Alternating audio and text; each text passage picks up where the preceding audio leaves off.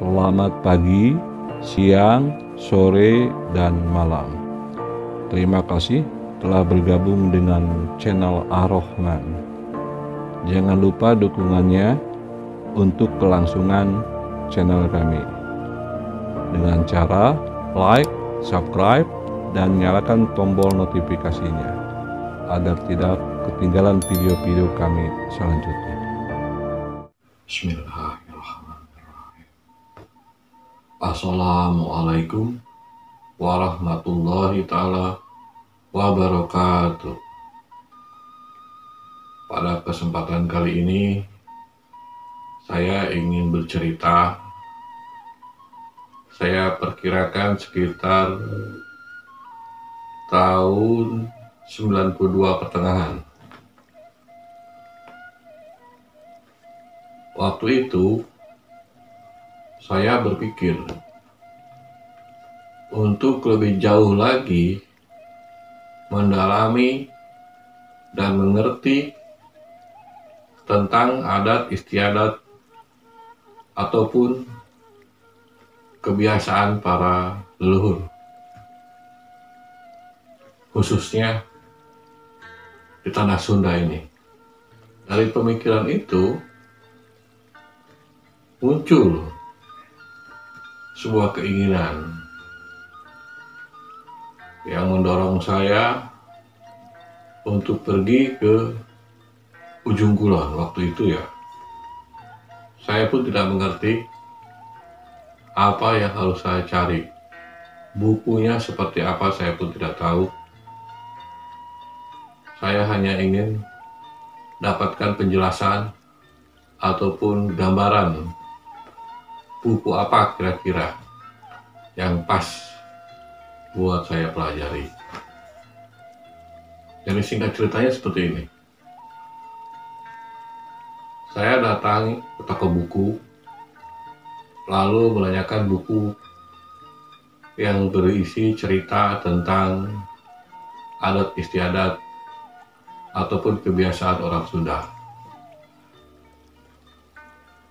Rata-rata yang punya toko buku di situ mengatakan kalau bawa buku yang bersifat menjurus ke kebiasaan ataupun menjurus ke aturan adat istiadat, tanyanya sama katanya pengurus masjid. Dari bahan cerita itu akhirnya saya datangi seorang pengurus masjid di situ. Lalu saya bertanya, adakah buku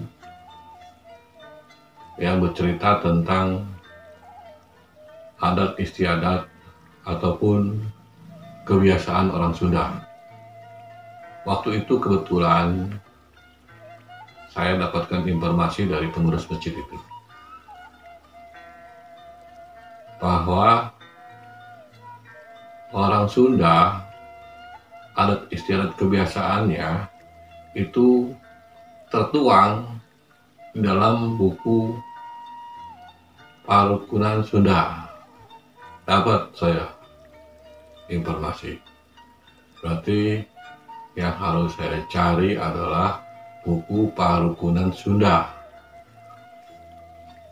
Dari informasi yang saya dapat nama buku itu, akhirnya saya pun bertanya lagi ke Bapak pengurus masjid itu, di mana kira-kira saya dapat buku Parukunan Sunda itu. Dia bilang katanya, kalau di sini tidak komplit. Kalau mau ke balai pustaka katanya. Saya bilang, yang saya inginkan sebuah buku yang memang didapat dari turun-temurun, maksud saya seperti itu. Jadi bukan buku yang didapat dari toko buku, maksud saya seperti itu. Yang saya cari adalah nilai sejarah buku itu sendiri. Nah, si bapak pengurus masjid itu hanya diam, lalu berkata, "Dek, untuk urusan seperti itu hanya bisa didapat kalau kita mengenal banyak orang-orang yang mengerti," katanya begitu. Biasanya disembunyikan. Mendengar jawaban itu, saya cukup puas. Karena kan kita bisa tahu yang jadi pokok masalahnya adalah buku yang saya cari berarti buku Palukunan Sunda, satu. Terus kedua, saya harus cari orang-orang yang mempertahankan adat leluhur itu. Itu yang poinnya. Sehingga saya dapat mempelajari buku itu dari mereka-mereka yang mempertahankan adat leluhur. Nah, setelah saya bicara dengan pengurus masjid itu, saya pun pergi pamit. Saya berpikir untuk pulang aja. Yang penting saya sudah menemukan judul sebuah buku. Terus saya harus cari orang-orang yang dapat buku itu secara turun-temurun. Itu poin yang saya membuat saya senang. Pada saat saya berencana untuk kembali, saya lihat ada sebuah warung. Saya lihatin kok terasa enak gitu warung. Ada pohon besar, posisinya juga enak gitu. Akhirnya saya menghentikan langkah saya. Lalu saya pikir saya lebih baik mampir. Kebetulan waktu itu juga saya terasa lapar. Saya mampir. Setelah beres makan, akhirnya saya ngopi di situ. Sambil diam, tiba-tiba si pemilik warung itu bertanya, "Dek, sepertinya Ade bukan orang sini ya?" Saya jawab, "Oh iya Pak, saya baru datang ke sini." Lalu dia tanya lagi, "Memang ada urusan apa Dek kira-kira? Kok kelihatannya seperti Ade kecapean?" "Oh iya," saya bilang, "saya muter-muter Pak, nyari buku yang dibilang Bapak pengurus masjid itu namanya buku Palukunan Sunda." Pemilik warung itu bertanya ke saya, "Untuk apa deh cari buku Palukunan Sunda?" "Begini Pak, saya ingin mempelajari, ingin lebih jauh lagi mengenal adat istiadat maupun kebiasaan orang Sunda." Itu. Nah, terpikir oleh saya akan cari. Cuma waktu itu saya waktu pertama kesini tidak tahu nama bukunya. Setelah dikasih tahu sama pengurus masjid, itu nama bukunya Palukunan Sunda, baru saya mengerti. Oh gitu kan. Jadi tujuan ada untuk tahu adat istiadat maupun kebiasaan maupun aturan-aturan pada zaman dulu. Ya, saya bilang begitu. Lalu si bapak itu bilang, "Kalau dulu saya pernah punya buku Palukunan Sunda Dek." Saya kaget. Cuma sekarang buku itu hilang. Saya taruh di mana saya tidak tahu. Gitu. Oh, Ya nggak apa-apa Pak. Terus, Bapak tahu isinya, saya bilang begitu. Oh tahu, saya sering baca. Lalu saya bertanya lagi, boleh nggak saya sedikit mendengar isi cerita apa aja yang ada di buku Palukunan Sunda? Sebenarnya begini deh, kalau ada yang ingin mempelajari buku Palukunan Sunda, sebaiknya adek mempelajari bukunya Syekh Abdul Qadir Jalani. Kaget saya. Loh Pak, kok bukunya Syekh Abdul Qadir Jalani? Iya, karena di Palukunan Sunda itu kebanyakan ceritanya adalah cerita Syekh Abdul Qadir Jalani.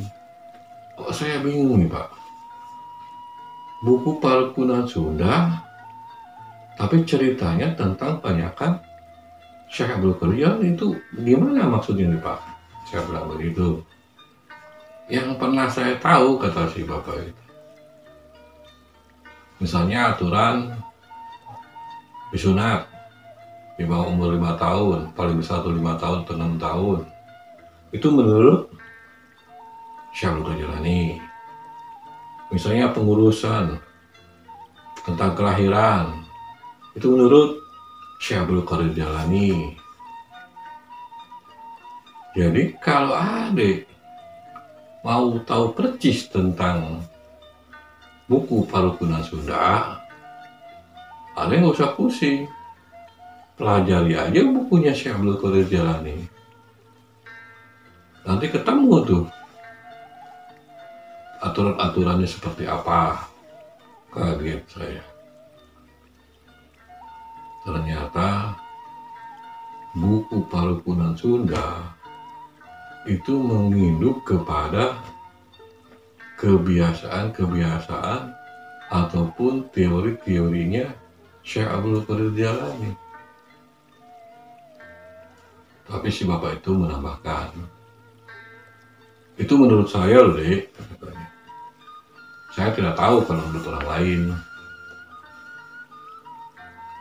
Iya Pak, saya pun belum bisa menyatakan ini jelas, karena ini kan baru sepihak dari pihak Bapak. Nantilah saya akan cari, saya bilang. Oh iya, dia bercerita, dia bilang,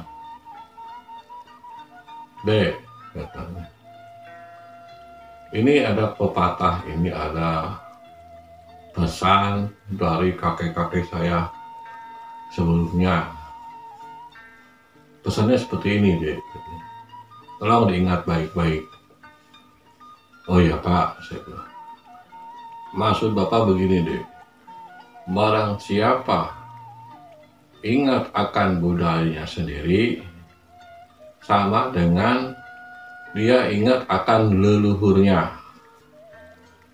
Dan barang siapa ingat akan leluhurnya, maka leluhurnya akan selalu menjaganya.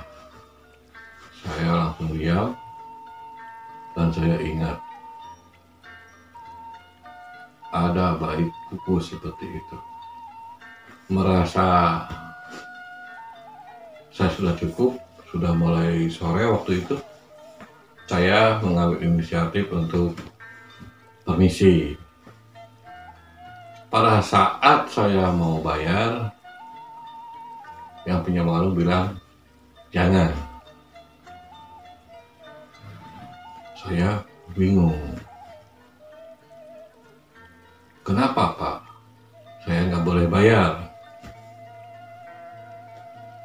Saya bangga ada orang yang mau menggali kembali budaya-budaya leluhur kita. Jadi sebaiknya ada yang nggak usah bayar. Saya bilang, saya ucapkan banyak terima kasih Pak. Alhamdulillah ada rezeki saya. Semoga juga ada rezeki Bapak untuk mengganti karena saya diberi gratis makan. Yang lebih banyak tentunya saya. Alhamdulillah.